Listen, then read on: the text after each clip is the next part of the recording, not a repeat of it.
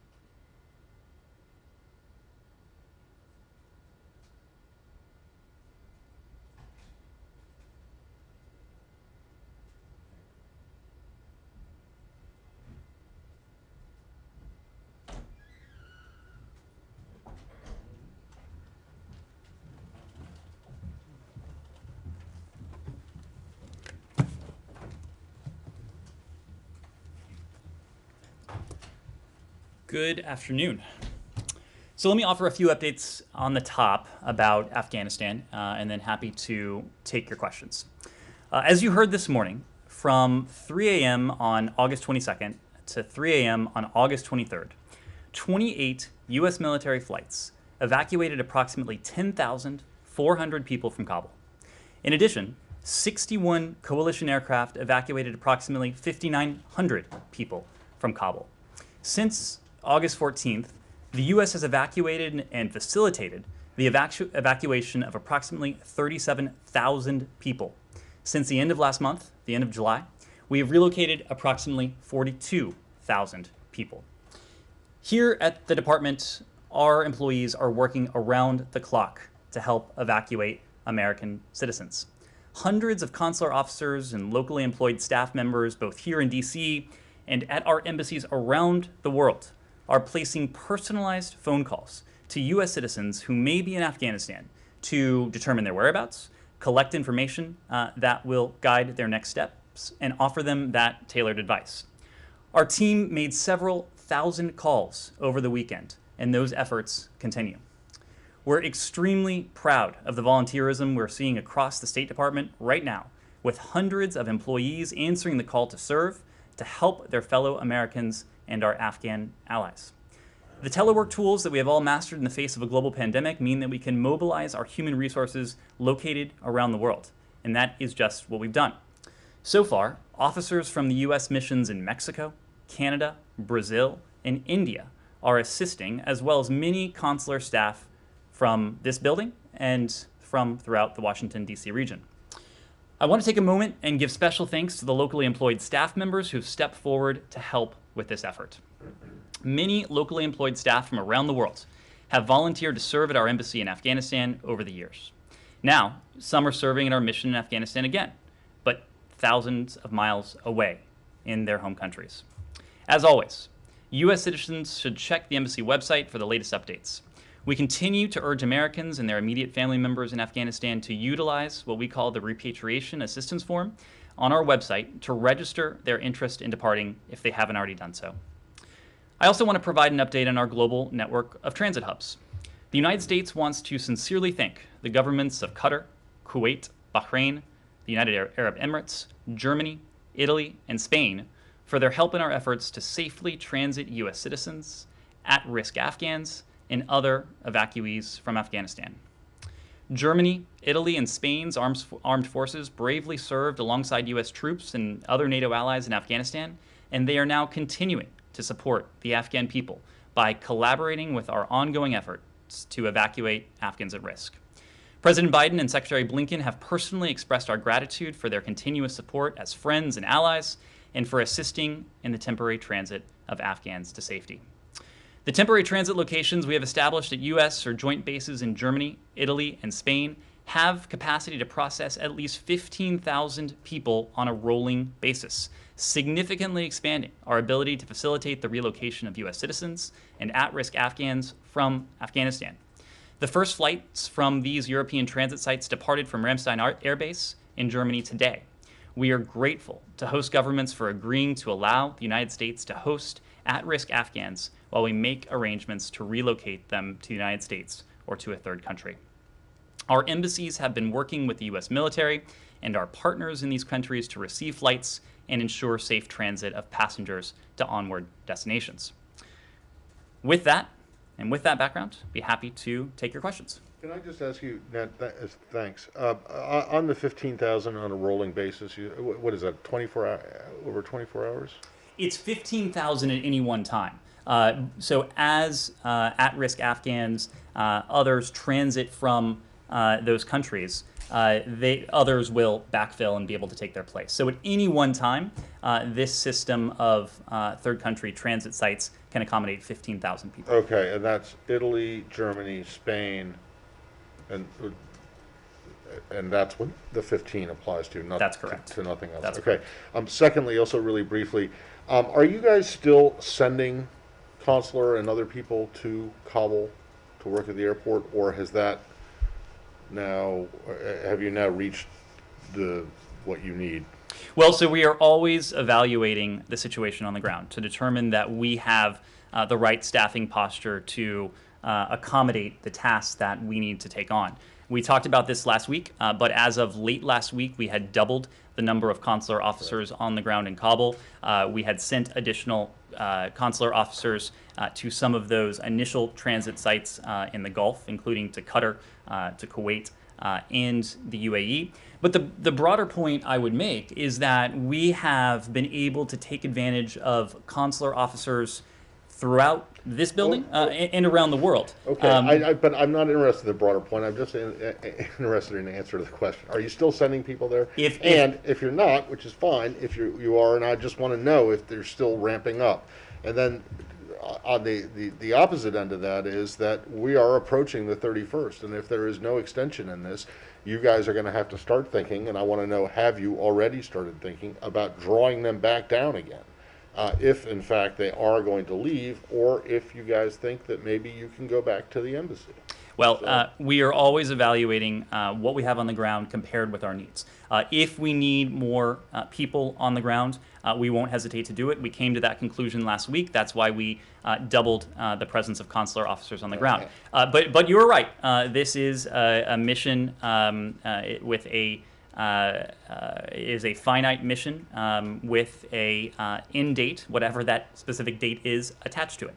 So of course we are working very closely with the U.S. military to ensure that we are working in lockstep with them on their retrograde plans, so that in addition to what the U.S. military needs to bring back their people, obviously we will be working with them to ensure we have a timeline and to ensure that we bring back our people at the right time. Okay, last one. And yesterday, and I didn't see this interview. I saw the first one. I didn't see the second one. In the CBS interview, the secretary, according to the transcript that you guys put out, misspoke and said that he had spoken to President Karzai. And I'm less interested in his misspeaking and more interested in knowing whether or not there has been any discussion between the secretary or anyone else, like Zal or anyone, between the U.S. and former President Karzai or Abdullah or the others who are now in discussions with the Taliban leadership. Absolutely. So, as you know, Matt, there continues to be dialogue between the Afghans. That is to say, representatives of the Islamic Republic and the Taliban. For our part, we have been in touch with relevant and key stakeholders, individuals who are taking part in intra-Afghan discussions with the Taliban. We're not in a position to read those calls out. This has been primarily on the part of our team in Doha, our team on the ground in Afghanistan, to make sure that we have a regular line in to those Afghan stakeholders. So the Secretary has not been in touch with? No. Thank you. So how are the talks going? Do you have a line into them? So those talks. So throughout this process, even when it was taking place in Doha, this was a process that the United States, together with our international partners, that we were supporting. We were never part of the intra-Afghan dialogue, never part of the intra-Afghan negotiations. We were facilitating them, we were supporting them, we were providing what the Afghans may have needed to potentially make progress. But we were not formally part of that dialogue and those negotiations for a simple reason.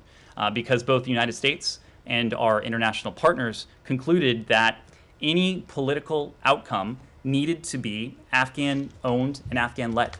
That remains the case today. So yes, we are absolutely in contact with the Taliban through political channels, through diplomatic channels, military channels as well. We are absolutely in continued contact with representatives of the Islamic Republic and stakeholders who are part of this ongoing dialogue.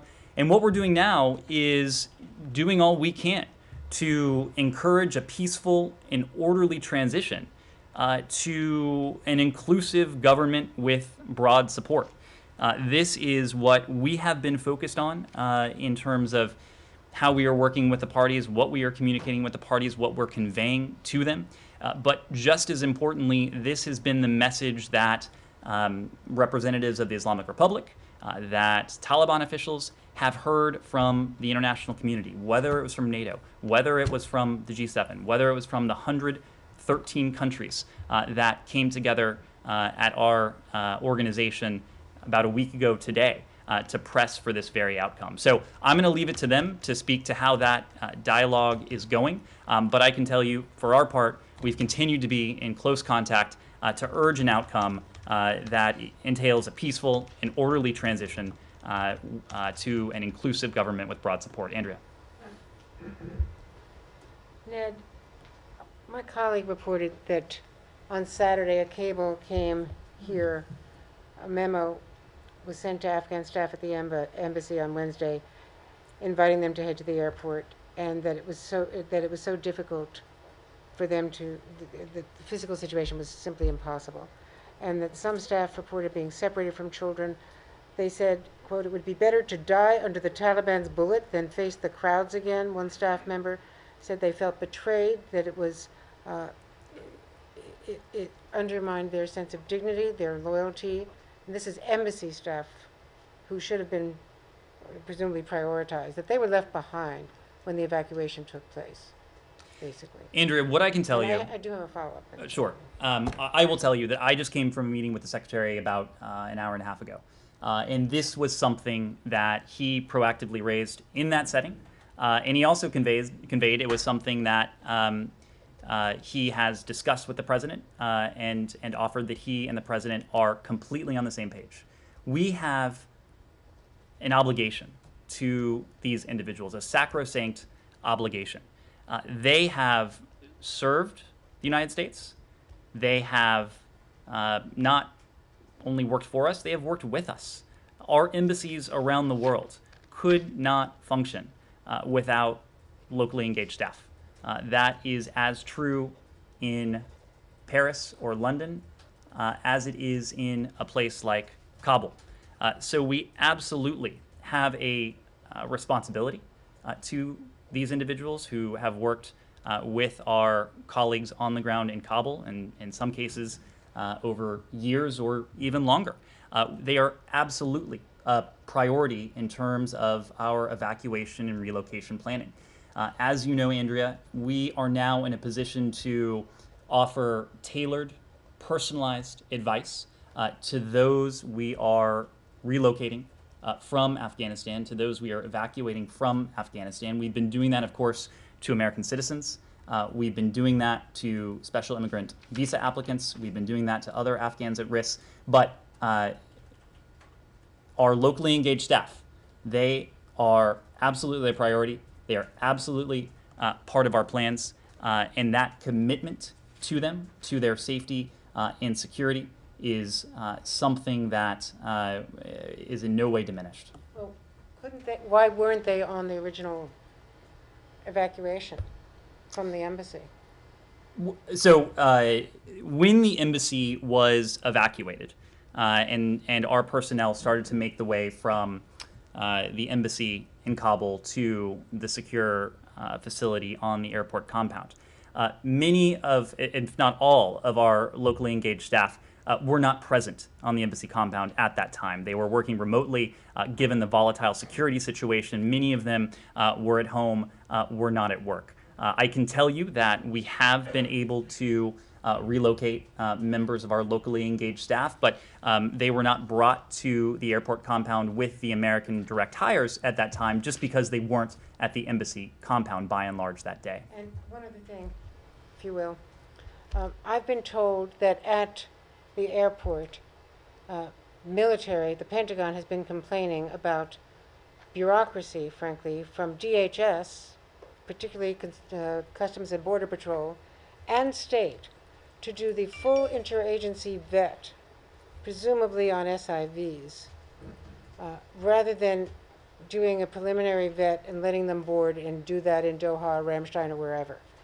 And that this is really frustrating the military and becoming a roadblock, that it's not just state, that it is primarily DHS, but with states' understanding. So this is the IC, the whole interagency lengthy vet before letting people move on.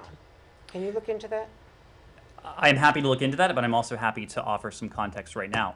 You look at where we are in terms of really the metric that matters, the number of people we have been able to bring to safety over the past 24 hours, from 3 a.m. to 3 a.m. yesterday to today. And you see a story of remarkable progress. 10,400 individuals in that 24-hour period alone. If you include coalition aircraft, that's an additional nearly 6,000 people, 5,900 people in addition to that. If you look at the sum total since August 14th, again, it's 37,000 people. That doesn't answer the specific question as to whether more could be moved more quickly. Well, because capacity is now exceeding the numbers that are being loaded, we understand. And let me get to that. Those numbers, I should add, also are in the context of an operation that is just over a week old. It was a week ago that the airport compound was secured and that this operation was able to begin in many ways in earnest. Now, when it comes to SIV applicants, the SIV applicants that we have prioritized at this stage are those applicants who have received initial vetting. So the vetting has taken place in recent days, weeks, months, in some cases. Clearly the others. So this is not happening at the airport compound. No, I know. I'm talking about this larger population who have somehow gotten into the airport and can't be boarded because of interagency bureaucracy that involves the State Department. And I'm asking a policy question. Beyond the, are they armed and do we know who they are, or can they prove who they are? Why do we have to do this entire, and I presume it's several-day vet, if it is all these agencies, including the IC? Well, I'll make a couple points. It is true that before anyone is brought to the United States, that person But undergoes... I'm talking about a third country. I'm not talking about to the United States. I understand. But before anyone is brought to the United States, that person would undergo a rigorous vet. That includes intelligence, It includes law enforcement, counterterrorism professionals, to ensure that we are being faithful to the high and rigorous security standards. When it comes to individuals who may be on the airport compound, it's difficult for me to speak to any specific cases, but broadly speaking, the interagency, that is to say every department and agency that has a role in this vetting process, and of course that includes the State Department, it includes the intelligence community, it includes the law enforcement community, it includes DHS and DOD, we are making every effort to complete these steps as quickly as we can. Because when it comes to the vetting that is taking place at those transit points, that vetting will then allow us to bring individuals to the United States once it's completed and bring additional people out of Afghanistan. But for people who are on the airport compound in Kabul, I understand your question, and what I can tell you is that we are surging resources. We've surged resources here at the department. We have surged resources throughout the administration to see to it that we can speed and accelerate these processes as much as we can, consistent with the high standards. Surging resources doesn't answer the question as to why not do this at the third country. Surge them there and get them out of Kabul where they can have better facilities, sanitation, food, etc. Well, that vetting, by and large, is taking place at these third countries. When it comes to SIVs, again, all of those who have received instructions to come to the airport have already completed certain stages of the security vetting process. So that initial vet on these individuals has been completed. In many cases, they're then taken to a third country where they will undergo more rigorous vetting if it hasn't yet been completed. But that is very much the point of the network of transit countries and partner countries throughout the Middle East, throughout Europe, the rest of the world, more than 26 countries across 4 continents. It is in part a system that will allow us to provide safe haven to these individuals who in some cases, well, in all cases before they come to the United States, but in some cases still need to complete part of that rigorous vetting process. Laura. Hi, thanks. A couple of questions. One, the National Security Advisor in a briefing at the White House earlier today was asked for the number of American citizens who have been evacuated. He indicated he would give that number out. He just didn't have it at hand. Do you have that number?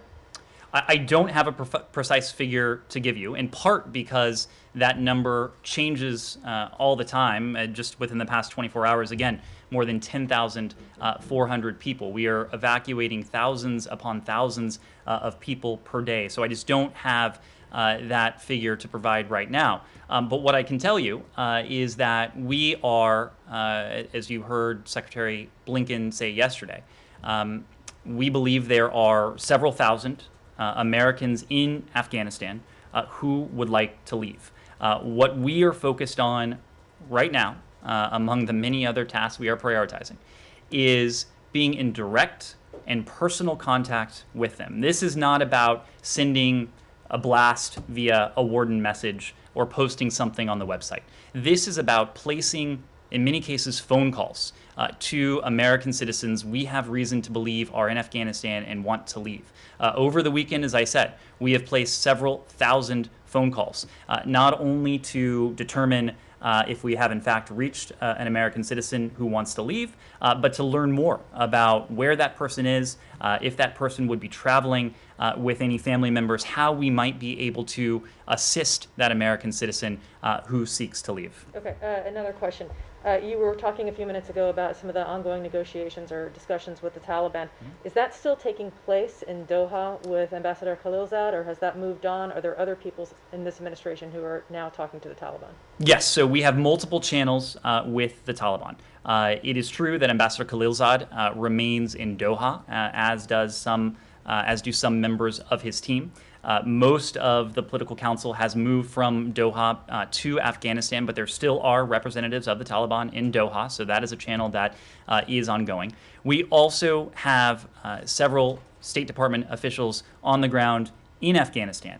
who also are in touch with Taliban representatives on the diplomatic and political front. In addition to all of that, of course, the military has its own channel to discuss tactical and deconfliction and issues. One last question. It's been said that the United States will help Afghans who want to leave even after the U.S. military mission ends, whenever that set date is going to be. But, to speaking to Andrea's question, I'm just wondering how the United States is going to assure that to Afghans who are vulnerable, given that the Taliban are already, going across door to door, threatening people, brutalizing people. I appreciate that these are kind of delicate negotiations and you don't want to speak to the specifics of it. I'm just wondering, how you or the United States government can give any kind of confidence to Afghan people that they will not be left behind. Well, in the first instance, what we are doing now is mounting an ambitious and in many ways historically unprecedented airlift operation to bring as many individuals from Afghanistan to the United States or to third countries as a temporary waypoint. Again, the progress we've made in terms of how many individuals we are now able to bring to safety every day, I think tells the story of this department, of the Department of Defense, of our interagency partners, throwing everything that we have. That's going to end when the military mission ends, and so well, that's the but question what does not end when the military mission ends is our commitment to at-risk Afghans. Exactly. So how do you well, let me make bolster that commitment? let me make a couple points. And again, I don't want to delve into hypotheticals as to what that end date might be or what the details of it might resemble. But let me make a couple points. One, the Taliban has agreed and committed to provide and to permit safe passage. Safe passage for, if you listen to their statements at least, to Americans, to third country nationals, and to Afghans. This is the message that they have said publicly. This is the message that the United States and our closest allies and partners, in fact, more than half of the world's countries have signed on to, in terms of making clear to the Taliban that they have a responsibility to provide this safe passage, and that together we will hold them accountable if they do not. As with all Taliban commitments, we are focused on deeds, not words. What matters to us is the follow-through. What matters to us is the follow-through both now, before August 31st, and the follow-through after August 31st. Let me make another point. The Taliban has also said publicly that they want an Afghanistan that has a relationship with the rest of the world. They want to ensure that that Afghanistan, under a future Afghan government, is not the pariah that it would become in certain circumstances. The fact is that this cannot happen without a functioning airport, a functioning state, a functioning economy, a government that has some semblance of a relationship with the rest of the world needs a functioning commercial airport. We are in discussions with the Taliban on this very front. They have indicated to us in no uncertain terms that they seek to have a functioning commercial airport. So that is our hope and expectation, that there is a functioning commercial airport. What we know, coupled with that, is that these guarantees of safe passage, these commitments to safe passage, don't have an expiration date. So it certainly stands to reason, and we will hold the Taliban to this. The rest of the world will as well. That individuals who seek to leave after the U.S. military is gone will have an opportunity to do so. Our commitment to the Afghan people doesn't end in that sense. Our commitment to the Afghan people won't end in the sense that our humanitarian commitment will remain as well.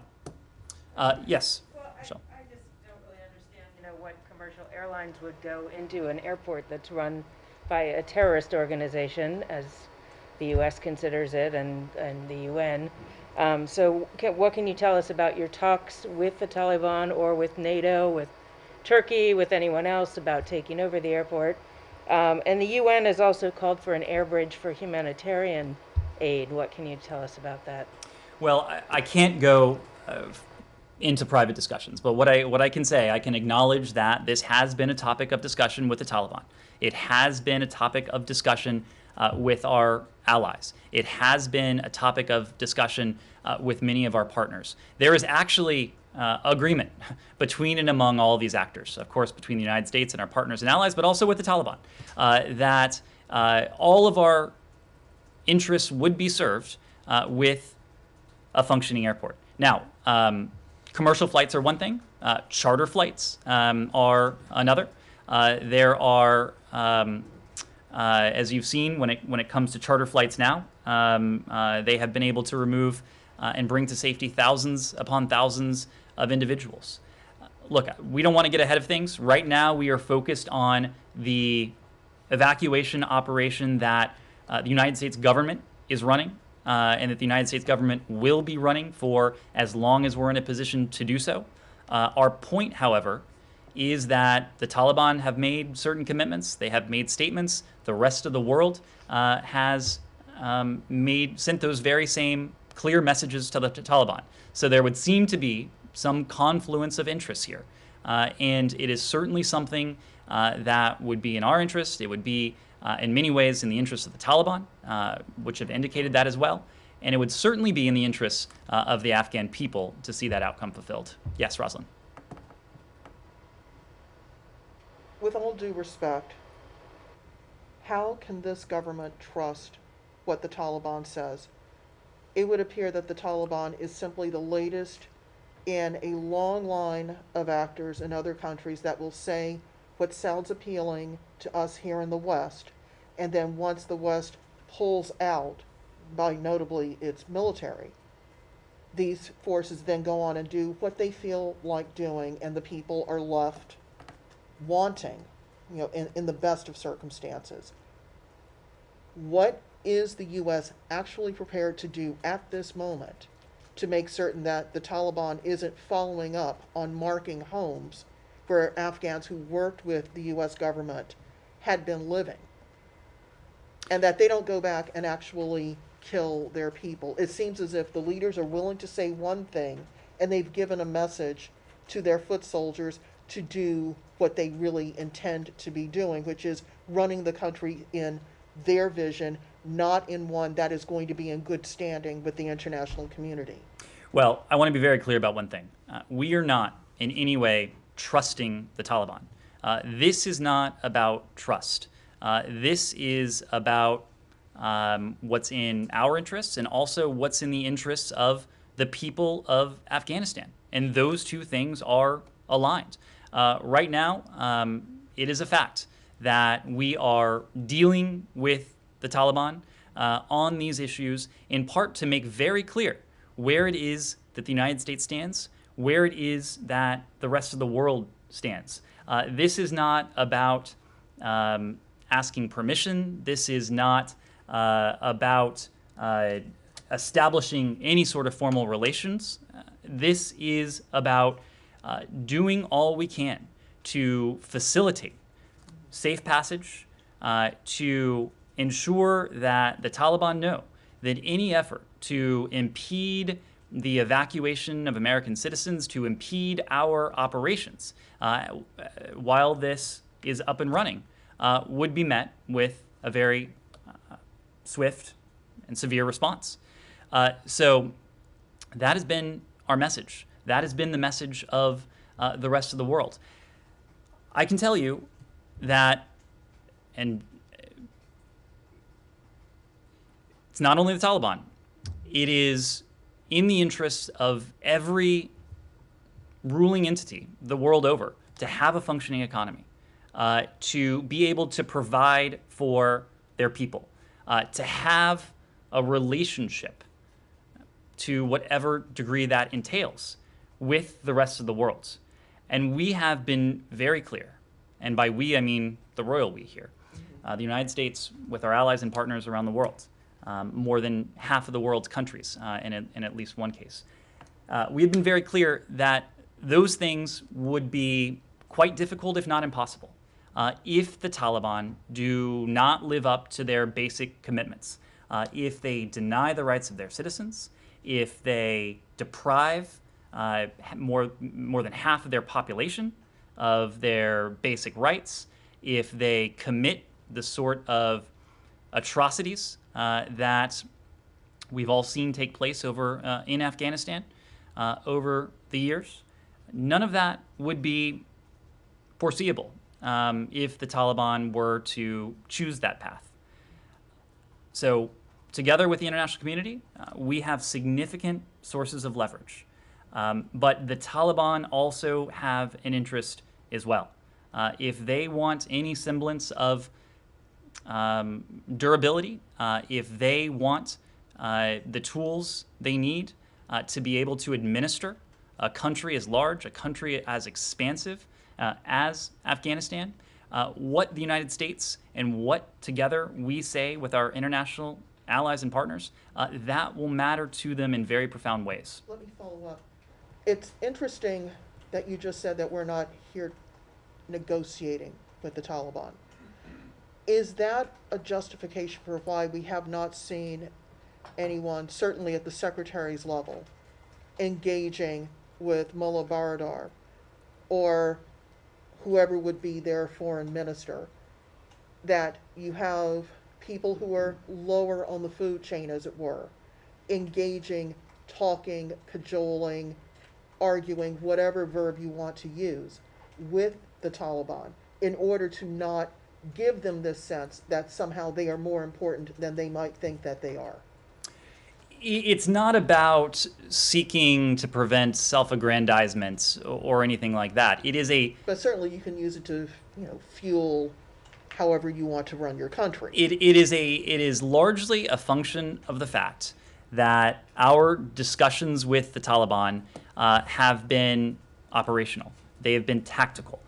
They have been focused largely on our near-term operations and our near-term goals.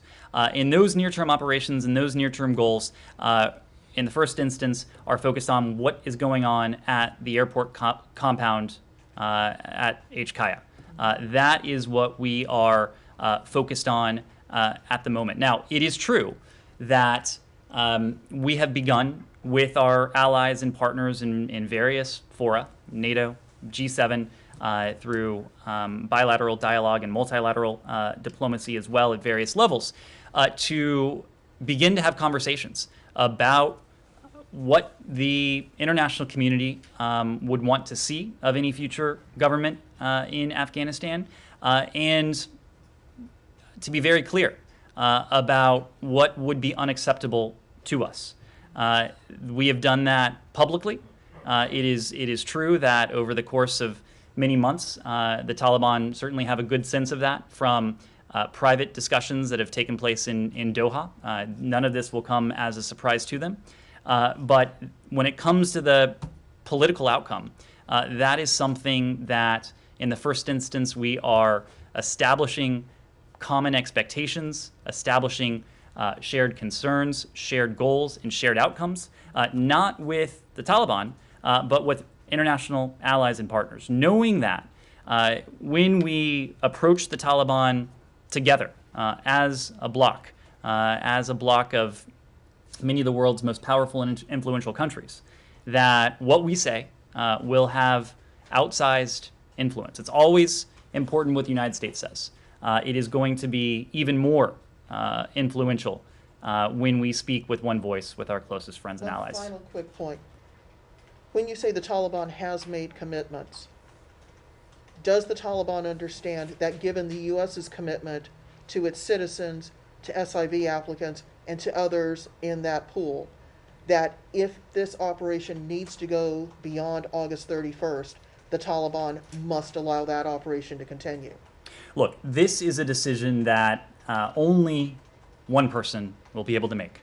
That person is not in Afghanistan. That person is not in this building. That person sits in an office without corners in the White House. President Biden will ultimately have to decide when this operation will come to a close. I can tell you that it is our goal to move as quickly as we can and as efficiently as we can to bring to safety as many people as we can. And I think you are seeing in the metrics in recent days and certainly over the past 24 hours that we are making good progress on that. It is not our goal to be there 1 day, 1 hour, 1 minute longer than is absolutely necessary, but not going to get ahead of that. Simon. Has the Taliban communicated to the U.S. government outside of the interview they did with Sky that they will not be permitted, that we will not be permitted to go beyond the 31st? What I will say, Andrea, is that we have multiple channels with the Taliban: diplomatic channels, political channels, military channels. We have discussed a whole host of operational issues, issues in the first instance pretty squarely focused on our operations at HKIA to remove our people, our partners, and third country nationals from Afghanistan. There have been pretty involved discussions on that, but I'm not going to get into the details of it. You were talking about in response to the question about treatment of civilians, you're using the kind of phrasing, if the Taliban does this, acts in a certain way, it's sort of conditional on their behavior going forward. But doesn't that sort of give an impression that you're, there are already reports, for example, from before they even took Kabul that, massacres of Hazara men, that Amnesty recorded last week, there are a lot of those reports already out there. So, you're sort of offering them a clean slate in a way by saying, if they behave in such a way going forward, these are the potential carrots and sticks that we have. And, in addition to that, everything we're hearing at the moment, or a lot of it is coming out of Kabul. Given that your diplomatic presence there is basically focused on this evacuation, are you concerned that there could be ongoing rights abuses happening outside of the capital that you're not seeing and, not raising concerns about because you're involved in these strategic or negotiations or talks with the Taliban in order to complete this? Are you missing other things that are happening and therefore letting them potentially get away with things that you're also saying are, conditional for how you're going to treat this government going forward? I'll make a couple points. The expectations that the United States and the rest of the world have for the Taliban in terms of how any future government of Afghanistan would govern, would treat its people, would uphold or not the rights of its citizens, would protect the gains made by Afghanistan's women, girls, minorities over the years. That is something that is just important to us in Kabul at this very instance, as it is to what takes place much farther afield in places where the United States is not. So this is not confined to what is happening right now. It is also not confined to what happens going forward. We have been talking about the expectations on the part of the United States and the rest of the world. We've been talking about the commitments that at least the Taliban have purported to make. And again, we will judge them by one criterion and one criterion only, and that's their action. But just because we are talking about responsibility and accountability going forward does not mean that we are turning a blind eye to accountability for past actions. We have a number of our tools at our disposal. The United States does. When we are working in tandem with the rest of the world, with the UN, we have a even greater number of tools. Some of these tools are broad. Some of these tools are narrow and fairly tailored. We will be prepared to apply whatever tool is necessary given what unfolds and given our assessment going forward of what has unfolded. So what mechanism is there for detecting these potential atrocities that have been happening or are happening now? Well, look, we have a full suite of sources of information. Some of them we can all see what is taking place on social media, what is captured by reporters on the ground. It is true that there are NGOs that remain active and operational in Afghanistan. They send back reports. They make those reports public. In fact, we've discussed one of those NGO reports even here in recent days. We have other assets at our disposal too that will give us and our allies broad insight into what is happening. So there will not be any impunity. There will not be any effort, any willingness on the part of the United States to turn a blind eye. What we will be willing to do is to act appropriately using the tools that are at our disposal to respond, both going forward and, if appropriate, to hold individuals accountable for past atrocities. Yes, Lalit. Thank you. A large number of religious minorities in Afghanistan are seeking to flee the country given their past experience with the Taliban rule. Some of them have been taken by India, the Sikhs and the Hindus, but is the US trying to accept some of those religious minorities from Afghanistan? So, Lalit, we are prioritizing for safe relocation a number of individuals. We have, of course, talked about American citizens, our locally engaged staff who worked with us at the embassy, SIV applicants, but then there's a much broader category of at-risk Afghans. And the fact is that there may well be many Afghans who, because of their past actions, because of their appearance, because of their beliefs, because of their gender, may be at risk to Taliban reprisals. We have at our disposal a number of avenues to help those individuals. First is refugee status. And there are a couple different refugee statuses that are applicable here. They're tiered by priorities. Priority 1, referral status, would be appropriate in some instances for the kinds of people you described. Priority 2, refugee status. This is a status that you heard the Secretary announce in the Afghan context from this podium a few weeks ago. May also, in some cases, be appropriate for individuals who fall into the categories you described. So we are committed to helping as many Afghans at risk as we possibly can. But I also don't want to leave you or anyone with the impression that the only way to help is to put someone on a plane. Again, our commitment to the people of Afghanistan will endure long beyond August 31st. We will be in a position to continue our humanitarian support to the Afghan people, which over the course of years has been in the billions of dollars, $3.9 billion since 2002. We announced more than $250,000 in June alone. The president last week authorized $500 million additional dollars to help internally displaced persons in Afghanistan, refugees, and others who may be at risk. Our humanitarian benefits will certainly continue to flow to the people of Afghanistan. But again, we will also use every diplomatic, every economic, every tool that we and our partners have to send a very clear signal and to hold accountable anyone, any force, any regime that would seek to deny the basic rights of their citizens. We've been very clear about that. One more question. Yes. Can you give us a sense of the role Ambassador Jalil Khalilzad is playing right now, what he's doing in Qatar? So Ambassador Khalilzad has been in Qatar for in Doha since earlier this month. As you know, he has gone to and from Doha over the course of several months now, and in fact, actually predating this administration.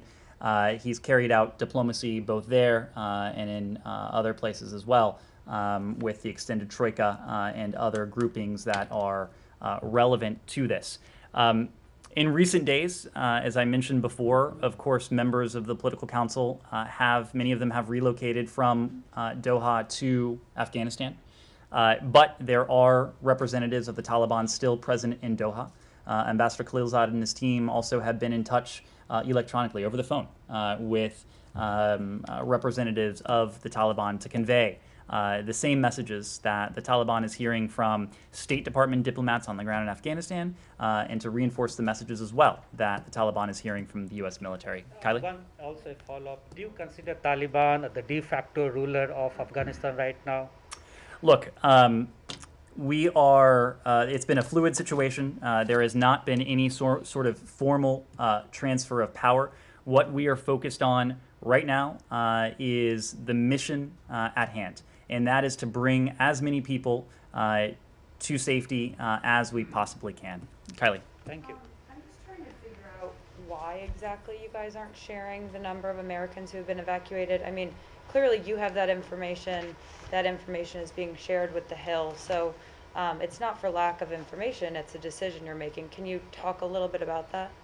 Well, look, we're not trying to hide the ball. What we're trying to do is to avoid giving you information that may be rough, that may be outdated. Our first priority is the safe evacuation of American citizens. There have been several thousand Americans who have been evacuated over the course of this operation, but at the moment, I'm just not, I don't have in front of me a specific figure to offer. But what we are focused on now is making contact with the several thousand Americans who may remain in Afghanistan and who may wish to relocate. Our goal is to, and our commitment is to offer tailored, personalized guidance to all of them, to provide instructions as to how they can reach the airport and ultimately how they can be repatriated to the United States. Yes? Okay. Can we switch to Iran? Hold on, can I just, I have Okay. two more quick questions. Sure. You talk about the ongoing assistance that the United States will provide to the people of Afghanistan. Can you give us a status update on humanitarian assistance, security assistance? I mean, how can the Biden administration feel confident to be sending millions of dollars in assistance if the Taliban are in control of the country? Well, right now we're not. And we have had a review of our assistance to the Afghan government underway for several days now, as I just said. Yeah. There hasn't been a formal transfer. And so we will cross that bridge as the situation develops and as we do our own evaluation about what is in the interests of the Afghan people, what is consistent with our own interests and our values as well. But just as we do in countries around the world, we can provide humanitarian assistance to the people of Afghanistan, leaving aside any assistance to an Afghan government. That is what we have done. That is what we've continued to do. As I mentioned, President Biden only recently authorized $500 million additional dollars in support for vulnerable Afghans, including internally displaced persons inside the country for refugees. This is on top of the hundreds of millions of dollars that we have allocated towards the people of Afghanistan this year alone. And Yes. how are you getting that money into the country right now, given the security situation? So there are still NGOs that are operating on the ground, just as we do around the world. We have implementing partners who are active, to whom we can provide assistance, and they in turn can administer that assistance. So we still do have partners on the ground in Afghanistan. Yes, please. Have you heard any words from the new Iranian president regarding the talks in Vienna? Look, we have made very clear that it remains profoundly in our national interest to seek to effect a mutual return to compliance of the JCPOA. It remains in our interest for a simple reason, because a mutual return to compliance would once again subject Iran to the most rigorous, most intrusive inspections regime ever negotiated. It remains in our interest to see to it that Iran is permanently and verifiably prevented from obtaining a nuclear weapon. I know that the new government in Tehran is still in formation. They have decisions to make about their orientation, not only towards the international community, but specifically towards diplomacy in the context of Vienna and diplomacy to see test the proposition that we can effect a mutual return to compliance. So I will leave it to the Iranians to speak to where they are on this. We have made very clear where we are on this, and our allies and partners in the P5+1 context have made that very clear as well. And one more, Hezbollah is trying to import fuel oil from Iran to Lebanon to face the fuel crisis there. Do you have any reaction to that? Well, again, all of the sanctions that are in place on Iran remain in place when it comes to petroleum, when it comes to oil. That has not changed. Yes, please. So, yeah, Belarus question, but I'll okay, on Iran, yeah, the Israeli Prime Minister will be coming to Washington, and he will meet President Biden on Thursday. According to multiple media reports, he has a new Iran policy to introduce to President Biden. Do you believe this plan could be an alternative to what has been happening for the few months?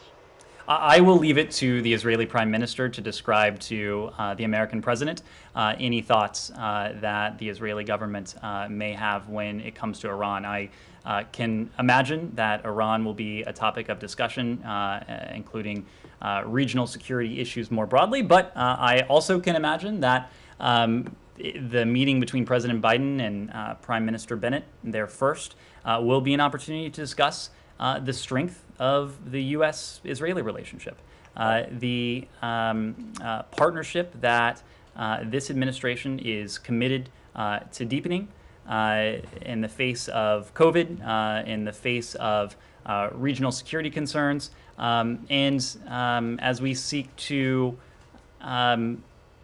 see to it that Israelis and Palestinians alike can enjoy equal measures of what is important to both people: prosperity, freedom, and importantly, dignity. I think all of these things will be on the agenda. One more on Afghanistan. It's more like a clarification. Usually they do the security check in Kabul or in the multiple different stops on the way to the U.S. What if someone got denied this security check, has not been approved? What are you going to do with this person?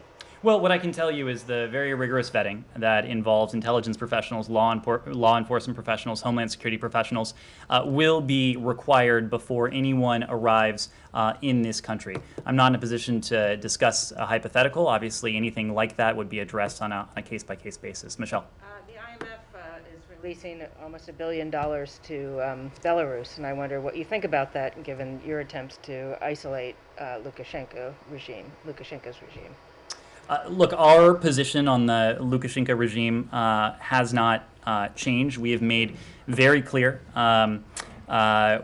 where we stand on this. We call on the Lukashenko regime to end the crackdown on members of civil society, the media, athletes, students, legal professionals, and others, to immediately release the hundreds of political prisoners who remain outrageously detained, to engage in a genuine dialogue with democratic opposition and civil society, and importantly, to hold free and fair elections under international observation. That is where we have stood. That's where we continue to stand. And the IMF I don't have a response to that. Thank you all very much.